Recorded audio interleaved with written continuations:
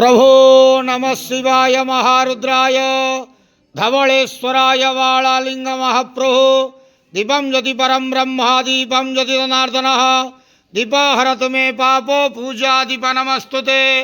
प्रभो धवलेश्वराय वालालिंग महाप्रभो संसार सुखी रखंतु आज शुभ रविवार रे समस्त श्रद्धालु भक्त मानक आशीर्वाद करंतु मनस्कामना पूर्ण करंतु कर्म क्षेत्र उन्नति करंतु ग्रहरिष्ट खंडन करंतु जगतर मंगल करंतु विश्वर कल्याण करंतु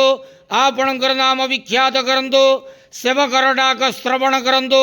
समस्त गुआवसा भक्त मानकर मनस्कामना पूर्ण करंतु जो जो भक्त माने आपण पाखरे मानसिक रखिछंती तांका मानसिक पूर्ण करंतु प्रभु धवलेश्वराय वालालिंगाय नमो नमः संसार सुखी रखंतु आनंदे गवार हरि बोलो आज शुभ रविवार रे समस्त श्रद्धालु भक्त मानक आशीर्वाद करंतु आनंदे गवार हरि बोलो हर हर महादेव शिव शंभु धवलेश्वराय बालालिंगाय नमो नमः धवलेश्वराय बालालिंगाय नमो नमः।